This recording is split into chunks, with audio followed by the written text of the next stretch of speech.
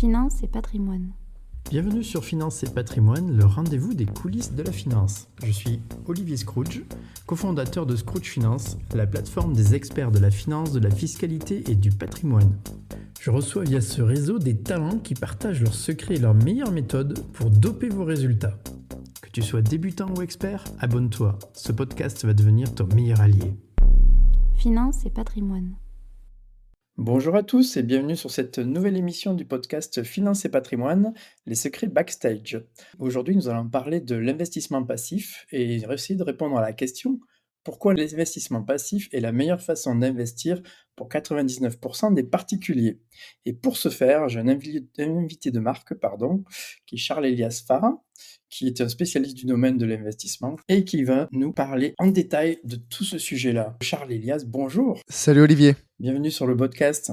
merci pour l'invitation. Donc, Charles-Elias, tu as plusieurs casquettes. Tu es gestionnaire de patrimoine, conseiller en investissement. Tu es aussi créateur de contenu. Pour ceux qui te suivent sur LinkedIn, on peut voir que tu es un gros producteur de contenu sur la finance et l'éducation financière. Et tu es aussi formateur, tu accompagnes les gens dans le cadre de formation. Ton sujet, effectivement, c'est l'investissement passif. Donc, on va le traiter aujourd'hui en détail et je pense que ça va intéresser tous nos auditeurs de savoir en quelle façon tu considères que c'est la meilleure façon d'investir. Et d'abord, une question pour nous dresser un petit peu le panorama des manières d'investir. Quelles sont les différentes formes de gestion d'investissement qui existent ? Ouais, très bien. Alors, je pense que pour commencer, c'est bien de rappeler qu'ici, on va parler majoritairement de l'investissement via les marchés financiers, parce qu'il y a beaucoup de formes, d'investissement, et c'est vrai que chacun nécessite plus ou moins, chaque type d'investissement peut nécessiter plus ou moins de gestion.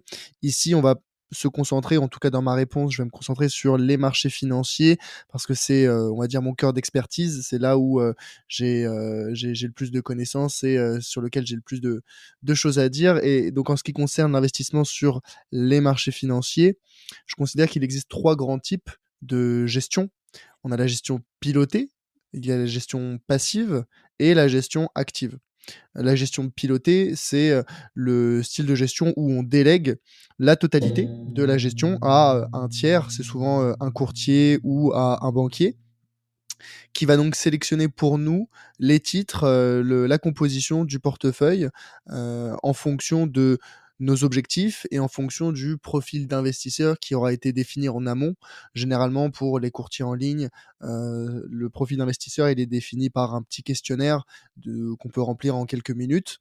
Et en général, l'objectif, c'est de nous classer dans une des 3 catégories entre prudent, équilibré ou dynamique. Alors, il y a certains courtiers qui ont des précisions, qui ont un niveau de granularité plus fin, et qui proposent, enfin, non pas de classer dans 3 catégories, mais dans beaucoup plus, voire même d'avoir un profil très personnalisé. Mais l'idée est toujours là, c'est de savoir quel est le niveau de risque qu'on peut, avoir dans le portefeuille. Et donc derrière, le courtier, va sélectionner les titres, qu'on va mettre, dans le portefeuille en fonction des objectifs et du profil d'investisseur. C'est une bonne façon d'investir pour les personnes qui n'y connaissent rien, ne veulent pas particulièrement se former, veulent tout de même investir, mais ne veulent pas non plus passer par un gestionnaire de patrimoine avec qui ils vont avoir une relation, on va dire, plus approfondie, et qui peut être, je considère, plus intéressante. Mais voilà, c'est pour ceux qui veulent faire au plus simple. La gestion passive, l'objectif, c'est de définir soi-même, la composition de son portefeuille, pour qu'elle soit en adéquation avec son profil d'investisseur et ses objectifs. Mais là, on va pouvoir soi-même sélectionner les titres et donc on va pouvoir avoir peut-être un petit peu plus la main sur, la sélection de titres en adéquation avec nos convictions, nos valeurs, mais aussi limiter au maximum, les frais des intermédiaires qui sont présents, par exemple, dans la gestion pilotée.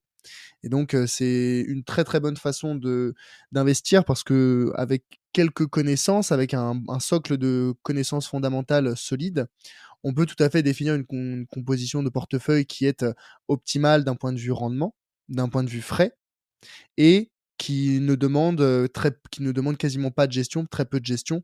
À titre personnel, hein, la gestion passive de mes investissements, en bourse, elle me demande moins de, 5 minutes par mois.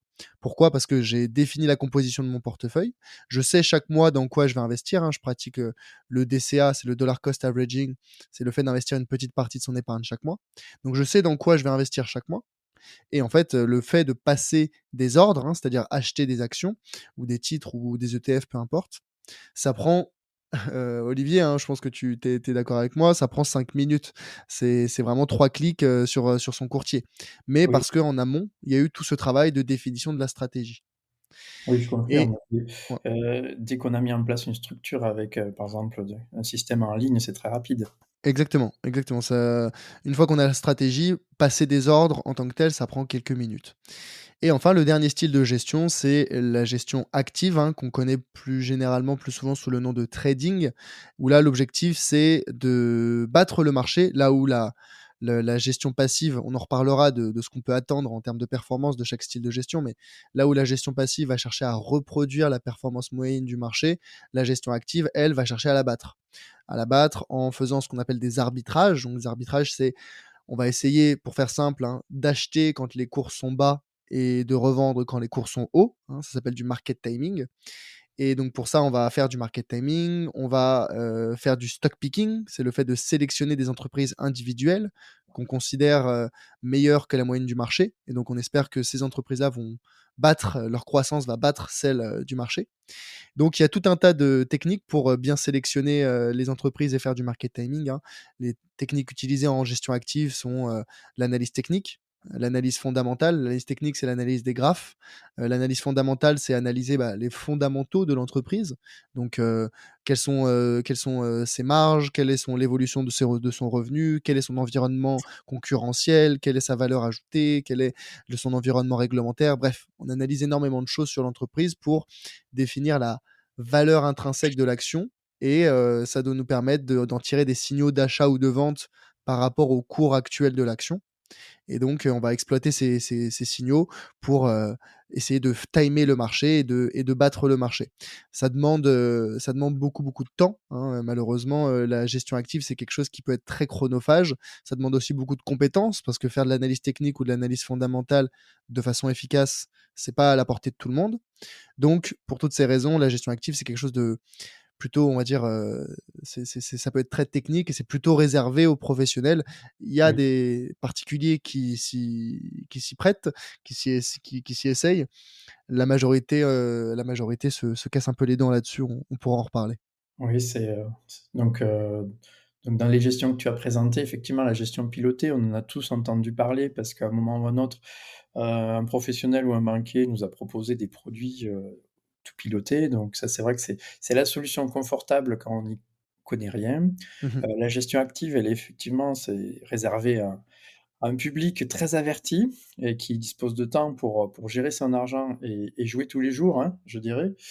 Et effectivement, là, par contre, la gestion passive, elle est beaucoup, beaucoup moins connue. Donc est-ce que tu peux nous raconter, nous expliquer un petit peu son principe? Ouais, bien sûr. Bah, c'est vrai que c'est moins connu. Pourquoi?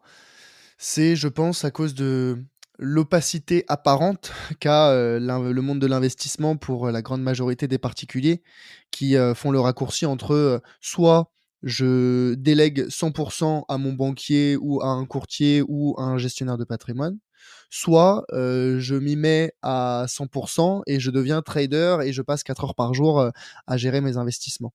La réalité, c'est qu'il existe cet entre-deux, ce point d'équilibre qu'est la gestion passive, où on s'est un petit peu formé, on a acquis les fondamentaux et on est capable de gérer soi-même. Le problème, c'est qu'il y a tellement de gens pensent qu'on est soit, expert, soit, complètement débutant et qu'on doit déléguer, que peu de gens connaissent. Alors que pourtant, c'est la façon la plus efficace, d'investir et donc comme je disais tout à l'heure, l'objectif de la gestion passive, c'est de répliquer, reproduire la performance moyenne du marché, hein, des marchés boursiers.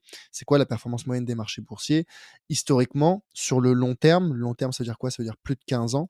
La performance, donc le rendement annualisé moyen des actions, donc des marchés actions internationaux mondiaux, c'est environ 8% par an. Et donc l'objectif de la gestion passive, c'est de reproduire la performance du marché pour avoir ce 8% de façon passive. Comment est-ce qu'on reproduit la performance du marché? Eh ben, on va essayer de reconstruire, le marché dans notre portefeuille. Alors le marché, la réalité, c'est qu'il y a des dizaines de milliers d'entreprises, hein, dans les marchés boursiers, donc on ne peut pas acheter des dizaines de milliers d'actions. Donc pour reproduire cette performance, on va utiliser un outil, particulier que sont les ETF. Donc les ETF, c'est l'acronyme de Exchange Traded Funds et pour faire simple, un ETF, c'est un panier d'actions dont la performance va répliquer la performance moyenne des entreprises qui sont dans le panier. Et donc l'intérêt, c'est que, en une seule transaction, donc quand on achète une part d'un ETF, c'est comme si on achetait une petite fraction de toutes les entreprises qu'il y a dans ce panier. Et donc en achetant des ETF largement diversifiés, donc c'est-à-dire qui sont entre guillemets «représentatifs du marché boursier», c'est-à-dire qu'ils contiennent plusieurs centaines, plusieurs milliers d'entreprises qui sont présents sur plusieurs géographies, plusieurs secteurs, donc vraiment des ETF très, très, très diversifiés. Et bien on considère que, en achetant, en ayant ces ETF dans notre portefeuille, on va pouvoir reproduire la performance moyenne du marché. Donc ça, c'est l'avantage, c'est la diversification intrinsèque. L'autre D'accord. énorme avantage des ETF, c'est les frais qui sont associés. Là où les produits financiers traditionnels, que sont les OPCVM, ça parle probablement pas à beaucoup d'auditeurs, mais un OPCVM, c'est tout simplement, les fonds de gestion active et donc quand, votre banquier va vous proposer d'investir dans, tel secteur ou tel produit ou tel autre, généralement, c'est à travers ces fonds de gestion active. Ce sont des OPCVM actifs.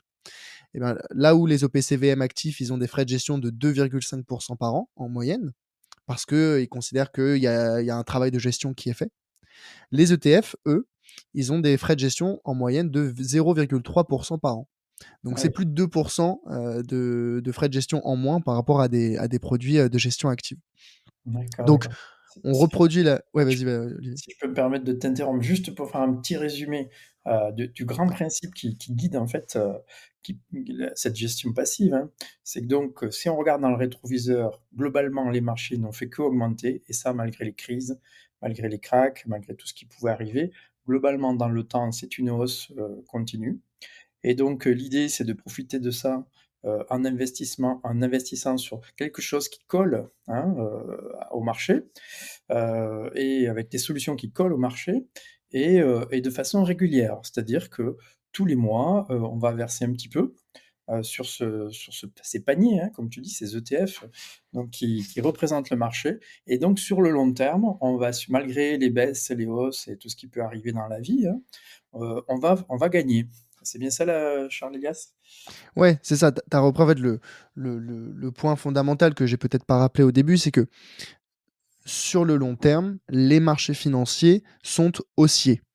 Oui, Ça veut dire que là, la performance moyenne de 8% par an, on ne l'obtient pas chaque année. Les marchés financiers sont volatiles. Il y a des années, ils vont faire plus 20%, mais d'autres années, ils feront moins 10. C'est juste que quand on investit sur le long terme, on peut considérer que le rendement annualisé moyen, c'est de 8% par an. Mais ce d'accord. rendement de 8% par an, il est vrai quand on investit dans le marché de façon très diversifiée. Les gens qui investissent dans des actions individuelles, bah, certaines actions feront peut-être plus 20, plus 30, plus 40%, mais il y en a d'autres qui vont faire moins 50, moins 60, moins 70%. Et donc, le principe de la gestion passive, c'est de se dire, on va se reposer sur ce postulat d'une croissance des marchés financiers sur le long terme. On va donc investir sur le long terme de façon très diversifiée. C'est ça le Mmh. principe. Alors quand on parle de long terme, pour donner une idée aux auditeurs, on est sur quel horizon minimum et quel horizon conseillé? Ouais. Alors, on considère que le long terme sur les marchés financiers, c'est 15 ans. Pourquoi 15 ans? Pour faire simple, il n'y a quand on reste investi sur les marchés financiers de façon très diversifiée, encore une fois, plus de 15 ans, il n'y a pas eu de période, dans l'histoire, quand on est resté investi plus de 15 ans, où les marchés financiers ont donné, un rendement négatif. Donc c'est-à-dire que quand on investit, par exemple, sur donner un exemple d'ETF, un indice, un c'est de le MSCI World. C'est un indice extrêmement diversifié qui est presque représentatif du marché action à l'échelle internationale. Quand on investit, il n'y a jamais eu une période dans l'histoire où, en restant investi sur la MSCI World plus de 15 ans, on a eu un rendement négatif. Donc c'est ça le long terme sur les marchés financiers. D'accord. D'accord, oui, donc du coup, on voit tout à fait l'intérêt, même s'il n'y a pas de garantie, finalement, il y a une très bonne certitude qu'on arrive à des rendements intéressants en suivant cette gestion. Exactement, exactement. On réplique la performance moyenne du marché, on vise long terme, on investit de manière diversifiée, on limite les frais. Et c'est pour ça que, selon moi, c'est la façon la plus efficace pour investir sur les marchés financiers. Alors, ça n'est pas tout rose et il y a bien évidemment des contraintes et certains désavantages à la gestion passive. Mais en vue de ce que la très grande majorité des particuliers cherchent à tirer de leurs investissements, c'est la façon la plus efficace d'investir. Ah bah, justement, on va passer à cette question qui est intéressante. À qui s'adresse finalement cette forme de gestion? Est-ce que, par exemple, quelqu'un qui veut préparer sa retraite, est-ce que c'est adapté? Quelqu'un qui veut juste se constituer un patrimoine, heu, voilà, dans de l'investissement pour un jour en retirer, Mmh. globalement ses bénéfices. Quel est le profil, type de l'investisseur qui choisira cette gestion passive? Mmh.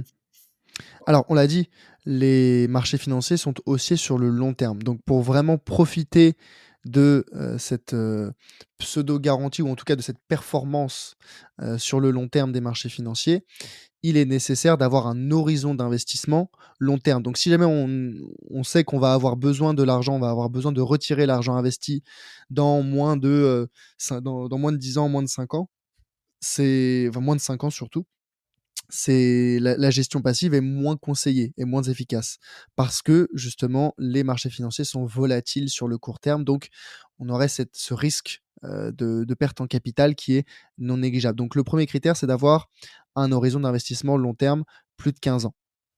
Ensuite, justement, vu que on va chercher à profiter au maximum des intérêts composés, les intérêts composés, c'est quoi? C'est les intérêts générés par nos placements qui génèrent à leur tour des intérêts. Et donc, pour profiter au maximum des intérêts composés, bah, on va vouloir réinvestir les intérêts générés par nos placements initiaux. Donc, ça signifie aussi qu'on ne va pas profiter dans les premières années de ces intérêts. Donc, si jamais il y a certaines personnes qui veulent investir en bourse pour se créer des revenus complémentaires à court terme, c'est-à-dire immédiatement, au moment où ils investissent, bah, c'est pas adapté. Parce que la gestion passive, on va vouloir réinvestir les intérêts générés, que ce soit les dividendes, les plus-values, et cetera. D'accord, ça fait partie de la méthode. Ouais. Bah, on Mmh. va dire pour profiter pleinement de la méthode, Oui, il de la est valeur. il est beaucoup plus intéressant de réinvestir les bénéfices. On peut les retirer, mais dans ce cas-là, en fait, la croissance de notre portefeuille, elle va être linéaire et non pas exponentielle. Oui, on ne bénéficie pas de l'effet magique des intérêts composés. Exactement. Quels sont, finalement, si on compare cette gestion passive à la gestion pilotée ou la gestion active, et toujours par rapport à un profil d'investisseur, qu'est-ce que tu peux donner comme avantage et puis aussi comme inconvénient puisqu'on y est? Ouais, tu veux dire pour la gestion active par rapport aux autres styles de gestion? Exactement, oui, Ouais. actif, Ouais. passif, Bah, les 2. le 1er avantage que je vois, hein, c'est clairement le temps de gestion. Là où, alors on va comparer plutôt gestion active et gestion passive, hein. La gestion pilotée, c'est un peu à part parce que on délègue et on peut avoir une performance OK, mais il y a des frais de gestion en plus, donc bon, c'est un petit peu à part. Mais pour les particuliers qui veulent s'en occuper par eux-mêmes, que ce soit de façon passive ou active, on va comparer ces 2 méthodes. Le temps de gestion, c'est à l'avantage de, bah, la gestion passive, de très, très loin, hein. Là où la gestion active peut devenir extrêmement chronophage, on peut passer des heures à faire de l'analyse technique, de l'analyse fondamentale, rechercher les graphes, faire des analyses, des études. Bref, ça peut devenir, enfin, on peut passer ses journées, devant son écran d'ordinateur à faire ces analyses-là. Alors que la gestion passive, on a défini son portefeuille en fonction de son profil d'investisseur en amont et ensuite, comme je le disais au début de l'épisode, ça demande 5 minutes par mois pour investir. Mmh. Donc ça, c'est le premier avantage. Le second avantage, c'est, j'ai envie de dire la performance, hein. La performance, dans le sens où la gestion active, de par, les produits qui sont utilisés en gestion active, de par les erreurs qui sont faites par les investisseurs particuliers et même professionnels dans la gestion active, ce style de gestion, s'est montré historiquement moins performant que la gestion passive, heu, qui elle reproduit juste la performance moyenne du marché et qui en plus n'est pas parasité par tous les frais de courtage, les frais de transaction, que la gestion active peut subir. Donc ça c'est un autre, gros un autre, point avantage pour la gestion passive et je pense que, la simplicité, faut toujours investir dans des choses qu'on considère, qu'on comprend et la gestion active, malheureusement, parfois, on va utiliser des outils, qu'on ne comprend pas nécessairement. On va investir dans des produits qu'on ne comprend pas nécessairement. Donc ça peut être, extrêmement, péjoratif pour notre performance. Voilà un petit peu je pense les 2 grands avantages, et puis après, on va avoir voilà, la diversification intrinsèque dans la gestion passive. Là où la gestion active, en faisant du stock picking, on va pas investir dans beaucoup, beaucoup, beaucoup d'entreprises. La gestion passive, elle diversifie le portefeuille et donc, le risque, de chute est plus faible. Donc on a une meilleure gestion du risque avec la gestion passive. Oui, c'est intrinsèque forcément. Est-ce qu'il y a des inconvénients, par rapport à la gestion passive? J'en vois un, moi. Est-ce que, bon, il faut s tu dis que c'est que 5 minutes par mois, 15 minutes par mois, c'est vrai, mais est-ce que si on arrête de le gérer, pour des raisons X, Y, Z, on perd tout notre bénéfice? C'est-à-dire, si on arrête de gérer, c'est dans le sens où on arrête d'investir parce qu'en soi, le gérer, enfin on le la gestion est extrêmement minime, hein, à part des rééquilibrages de portefeuille pour maintenir le niveau de risque, adéquat à son profil d'investisseur, on a on a aucune gestion, hein, j'ai envie de dire. On se demande jamais, ah, est-ce qu'il faut que je vende pour profiter de telle plus-value? Ou ah, ce titre-là, est-ce que ça serait intéressant de le racheter, de le rajouter en plus? Tous ces éléments-là, on peut s'en passer en gestion passive. Oui, Donc puisqu'on automatise un petit peu chaque mois les investissements sur les mêmes ETF, c'est un petit peu c'est ça ça, là? idéalement, on peut même automatiser, certains courtiers le permettent. On automatise, les investissements sur certains produits et on a vraiment, vraiment plus rien à faire, hein. Moi, c'est le cas, par exemple, hein, chez certains courtiers, j'ai mis en place des investissements, programmés, mensuels et j'ai, on va dire, rechargé mon compte espèces, de ce courtier, une fois et maintenant, chaque mois, c'est même 2 fois par mois, le courtier vient prendre dans cette poche espèce pour investir et je n'ai rien à faire. Alors quand tu parles de courtier, tu parles de plateformes où on peut, plateformes, d'investissement, tu parles de personnes physiques? Comment ça se passe, Mmh. concrètement? Ouais, non, les courtiers, j'entends, alors, moi, je préconise plutôt de passer par des courtiers en ligne. Pourquoi? Pour plusieurs raisons. La première, c'est les frais. Les frais des institutions, traditionnelles, banques et autres, sont mécaniquement plus élevés à cause de tous les frais fixes supplémentaires qu'elles doivent, supporter. Donc, les courtiers en ligne peuvent se permettre de baisser, enfin, ont moins de frais et donc peuvent proposer, des produits, des contrats moins chargés en frais. Et c'est aussi pour le côté, 100 en ligne. Les interfaces utilisateurs, il y a aucun document papier qui est demandé, ce qui est malheureusement encore le cas chez certains acteurs traditionnels, que je considère être une aberration. Mais donc, pour, voilà, les frais plus faibles et le process 100 en ligne, le process digitalisé, plus, adapté, je pense, à une, nouvelle génération qui préfère ne pas avoir de papier. Donc, c'est pour ces raisons-là que je préconise plutôt les courtiers en ligne. D'accord, tu peux nous citer quelques plateformes que tu pourrais recommander, à nos auditeurs ou? Oui, oui, bah, enfin, en soi, après c'est plus un petit peu de la publicité, mais en soi, moi, j'utilise, pour le compte titre, j'utilise, Trade Republic. qui est un courtier, un néo-courtier, allemand, mais qui est basé enfin, qui est aussi présent en France et en Belgique et dans d'autres pays, de l'Union européenne. Et puis après, bah, les courtiers en ligne, il y en a plein on peut penser à Fortuneo, on peut penser à Boursorama, il y a DeGiro, il y a Linksea pour des contrats d'assurance vie. Enfin voilà, il y a plein de courtiers qui sont, très efficaces et que je recommande. D'accord. Et par rapport aux indices, donc tu en as cité un, tu as cité un ETF sur lequel toi tu te basais beaucoup, est-ce qu'il y en a d'autres qui sont à recommander, pour se lancer, dans cette forme de gestion? Bah, encore une fois, c'est très particulier les ETF qui vont convenir à certains et pas à d'autres, dans le sens où ça va dépendre, comme j'ai pu le dire, hein, du profil d'investisseur et des objectifs, de l'investisseur. Donc, faut vraiment s'assurer que l'investissement dans les actions, c'est quelque chose qui correspond à son profil, et maintenant pour le choix des ETF, comme j'ai dit, hein, l'objectif de la gestion passive, c'est de répliquer la performance moyenne du marché. Donc, on va essayer de répliquer, d'être le plus large, le plus diversifié dans nos indices. Donc, moi, je préconise plutôt d'investir dans des ETF indiciels. Les ETF indiciels, hein, c'est les ETF qui répliquent un indice boursier. Un indice boursier, c'est quoi? Bah, c'est comme, un peu comme un ETF, hein, c'est un panier d'actions. Il y a des indices qui sont assez connus, hein. Le CAC 40, par exemple, c'est les 40 plus grandes entreprises, en termes de capitalisation boursière en France. Mais on a d'autres, on a le S&P 500, qui représente les 500 plus grandes entreprises américaines en termes de capitalisation boursière. Il y a le Nikkei 225 pour les entreprises japonaises. Il y a plein d'indices différents. Et donc, ce sur quoi il faut plutôt se diriger pour avoir un portefeuille très diversifié, ce sont ces ETF indiciels très largement diversifiés.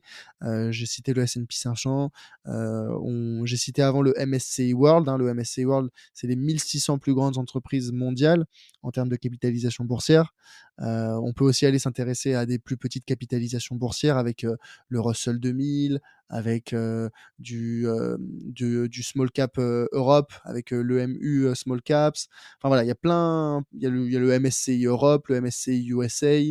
Donc, tous ces indices qui sont plutôt géographiques, hein. Il existe des ETF sectoriels, mais je les préconise, je les recommande moins parce que justement, vu qu'ils sont centrés sur un seul et même secteur, c'est plus risqué dans le sens où si ce secteur connaît, un changement on va dire un changement de technologie, une nouvelle réglementation, changement dans les habitudes de consommation, bah, c'est toutes les entreprises de ce secteur qui vont en pâtir.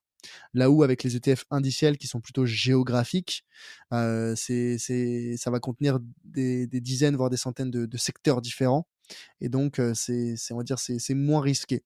Donc moi je recommande, voilà, les ETF indiciels, largement diversifiés, centrés sur différentes géographies. D'accord, merci pour toutes ces précisions super intéressantes. Ça, c'est du bonheur pour nous tous. Heu, Est-ce que si on se projette, voilà, je commence à investir aujourd'hui, en ayant suivi ta formation tout d'abord, je me lance tout seul en tant que particulier. Qu'est-ce que je peux espérer au bout de 15 ans d'investissement? Est-ce que si les marchés, bien qu'ils ne reproduisent jamais ce qu'ils ont reproduit, mais Mmh. reproduisent exactement la même chose, quel rendement je pourrais espérer? Bah, voilà, comme je l'ai dit, hein, le rendement annualisé moyen historique de la bourse, c'est environ 8 par an. Donc supposons qu'on ait un portefeuille, qui ait, une très grande majorité d'actions et peut-être quelques actifs un petit peu plus sécurisés, un petit peu moins volatiles, soit des obligations, du fonds euro, peu importe. Donc supposons qu'on ait construit un portefeuille dont l'objectif est d'avoir non pas 8 parce que 8 ce serait un portefeuille 100 actions, mais on va dire les 7 de performance. Bah, 7 de performance sur le long terme, ça veut dire qu'on double son capital tous les 10 ans. Donc Mmh. si on investit, un jour, 10 000 €, je simplifie, on peut considérer que dans 10 ans, si notre portefeuille a bien performé de 7 par an, on aura 20 000 €.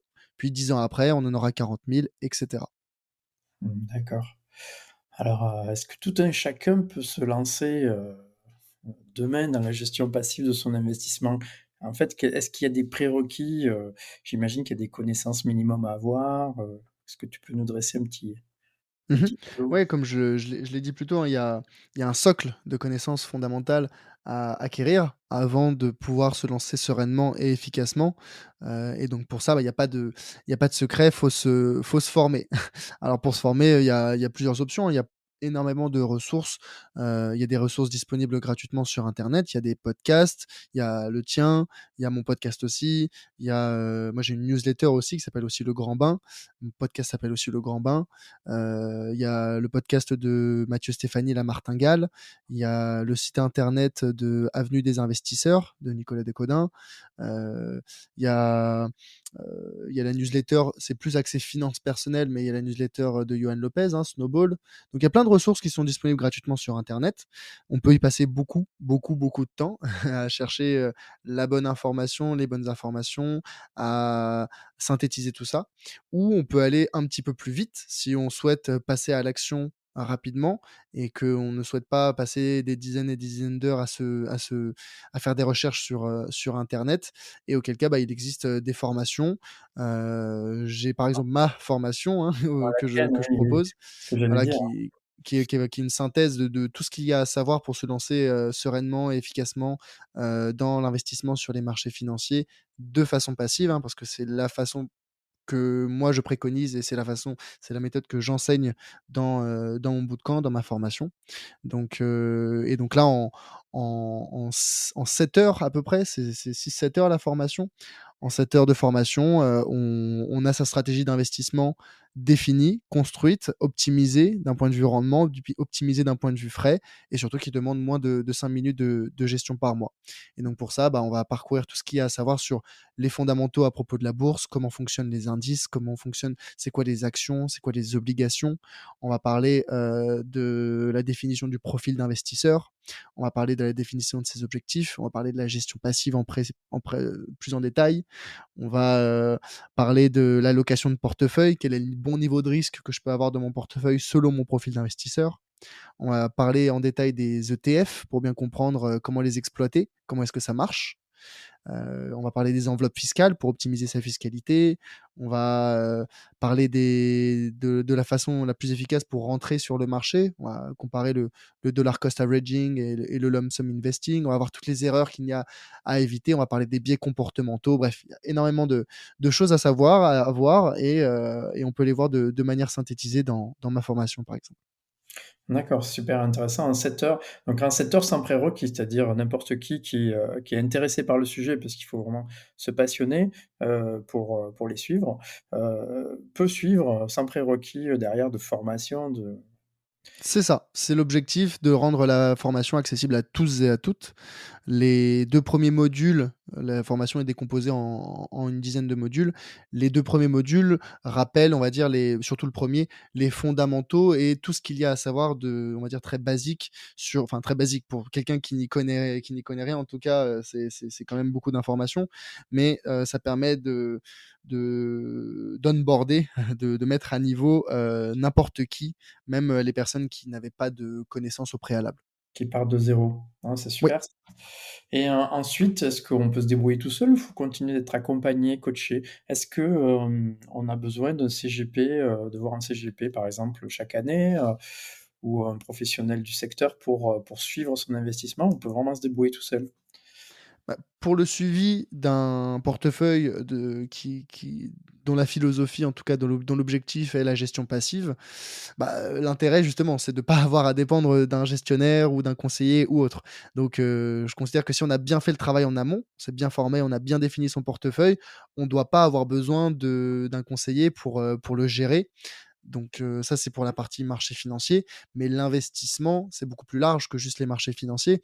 On n'a pas parlé ici d'immobilier, on n'a pas parlé de fiscalité, on n'a pas parlé de placement alternatif, et donc pour élargir le champ des possibles, pour s'intéresser à d'autres classes d'actifs, là, par contre, il peut être intéressant de contacter soit on peut continuer à se former, mais là, on va finir par devenir soi-même conseiller en investissement, soit on peut, se retourner vers des gestionnaires de patrimoine ou des conseillers en investissement qui sont, eux, peut-être plus spécialisés dans une thématique particulière pour pouvoir, s'y attaquer. D'accord, donc dans le cadre d'un accompagnement par son conseiller, global sur son patrimoine, on peut, finalement prendre, cette partie, investissement à sa charge, et s'occuper de son investissement en gestion passive, tout en étant encadré pour le reste par son CGP. C'est ça. Moi, c'est ce que je recommande et c'est ce que je fais à titre personnel, hein.